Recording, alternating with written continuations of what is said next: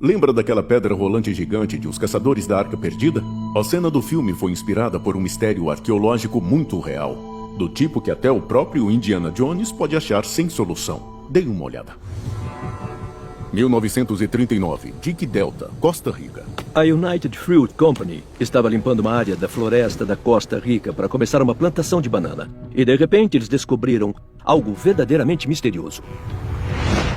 Por toda a área, os trabalhadores descobriram essas pedras, que foram esculpidas em esferas quase perfeitas em todos os tamanhos. A maior tinha 2,74 metros de diâmetro e 16 toneladas. Seria preciso uma quantidade incrível de habilidade e engenharia impecável para criar principalmente as grandes esferas. Muitas das pedras estão a 5% de serem esferas perfeitas, uma tarefa difícil de executar com precisão mesmo quando se usa equipamento ajustado. Esta é uma façanha fora do comum se foi esculpida à mão de uma rocha maior. Quando os primeiros ocidentais chegaram a Costa Rica e viram essas esferas, nunca tinham visto nada parecido.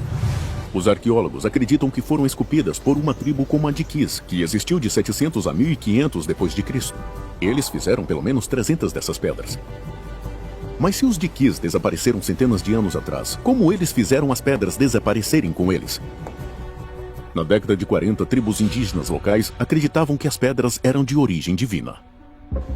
Os nativos da Costa Rica acreditavam que as esferas realmente eram do deus deles. Terra, que era a deusa do trovão, usou com uma zarabatana em defesa dos nativos da Costa Rica. Eles acreditam que Terra atirou as pedras nos deuses do vento e dos furacões para manter eles afastados. Alguns especularam que essas batalhas entre Terra e outros deuses eram, na verdade, um gigantesco tiroteio entre OVNIs, com as pedras sendo um tipo de arma usada. Eles apontam para esferas com circunferência quase perfeita como prova da criação alienígena. Mas se os humanos as fizeram, não os deuses, a questão é, por quê? Entre 1930 e 40, houve rumores de que as esferas armazenavam ouro dentro delas. Os trabalhadores explodiram várias e não encontraram nada. Outra possibilidade é que as esferas tinham um propósito científico.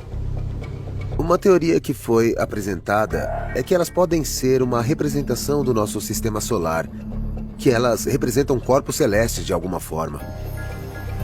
Elas podem ter sido colocadas para rastrear as estações ou lançadas para refletir o céu noturno instável. Também tem uma teoria de que uma civilização avançada, ainda mais antiga que os Diquis, construiu todo um complexo de cidades aqui.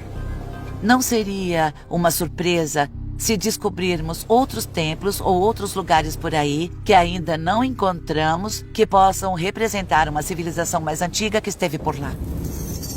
Aqui está uma reviravolta. As esferas de pedra da Costa Rica não são as únicas. Em 2016, um arqueólogo descobriu esta esfera maciça na Bósnia. Também tem esta na Nova Zelândia. Vamos ver se os nossos especialistas podem resolver esse mistério sem explodir nada.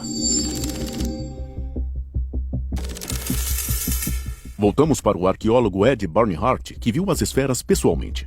A maioria delas na Costa Rica agora estão juntas em parques ou em frente a prédios do governo. E parte da dificuldade de interpretar o que elas são é o fato de que todas foram colocadas fora de contexto. Se uma vez elas se alinharam com as estrelas, Sol e a Lua, nunca saberemos, porque as pessoas que as fizeram podem continuar sendo um mistério, mas Barnhart acha que sabe como elas foram feitas. Quando eu visitei esse lugar, parei na ponte e olhei para baixo no rio e pude ver pedras circulares como esta.